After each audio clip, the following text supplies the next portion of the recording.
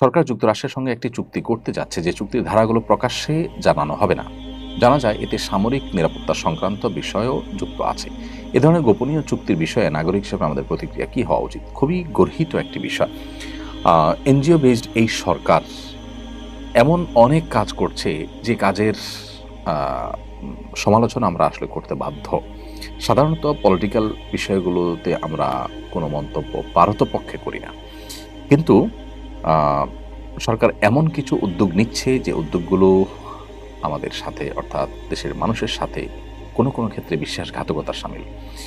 যেমন জাতিসংঘ মানবাধিকার কমিশনকে ডেকে আনা এখানে, এটা সরকারের রুটিন কাজের মধ্যে পড়ে না এবং একটা ইন্টারিম গভর্নমেন্টের কাজ হয় না। এটা যে কাজগুলো আসলে নির্বাচিত সরকাররা করতে সাহস পাবে না, সেরকম অনেকগুলো কাজ এনজিও বেসড এই সরকারের বিভিন্ন গুরুত্বপূর্ণ ব্যক্তিবর্গ তারা তলে তলে এই কাজগুলো এখন করিয়ে নিচ্ছে, যে তাদের জনগণের কাছে জবাবদিহিতা নাই, তারা জনগণের কাছে যেতে হবে না ভোটের জন্য। সো এই চান্সে তারা অনেকগুলো কাজ করে ফেলছে।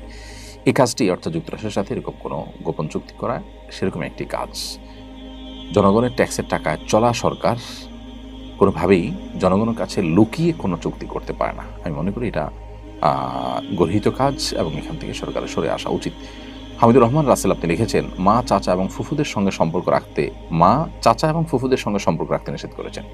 মায়ের কথা অমান্য করে চাচা ফুফুদের সঙ্গে সম্পর্ক রাখলে মায়ের অবাধ্যতা হিসেবে গণ্য হবে কিনা, আর মায়ের কথা মেনে চাচা ফুফুদের সাথে সম্পর্ক ছিন্ন করলে আত্মীয়তার ছিন্ন করা গুনাহ হবে কিনা, উভয় সংকটের মধ্যে আছে, করণীয় কি?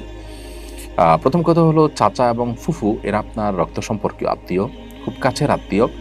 সো তাদের সাথে আপনার সুসম্পর্ক বজায় রাখতে হবে এবং তাদের সাথে সুসম্পর্ক বজায় রাখতে গিয়ে মায়ের কথা অমান্য করলে আপনি মাতা পিতার অবাধ্যকারী হিসেবে, পাপিষ্ঠ বা অপরাধী হিসেবে আল্লাহর কাছে বিবেচিত হবেন না। কারণ মা বাবার আদেশ নিষেধগুলো আমরা সাধারণত মেনে চলবো, কিন্তু তারা যদি এমন কোনো আদেশ বা নিষেধ করেন যেটা আসলে অন্যায্য বা অন্যায়, তাহলে সেটা কিন্তু মেনে চলাটা আমাদের উপরে অবশ্য কর্তব্য নয়।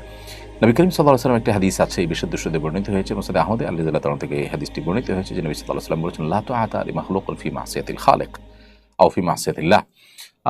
লা তুআতা লি মাখলুকিন ফি মাসিয়াতিল্লাহ মানে হলো আল্লাহর অবাধ্য হয়ে কোনো সৃষ্টির বাধ্যগত হওয়ার কোনো সুযোগ নেই। অতএব মা বাবা তারাও সৃষ্টি, তাদের বাধ্যগত আমরা থাকবো, কিন্তু আল্লাহর অবাধ্য হয়ে নয়।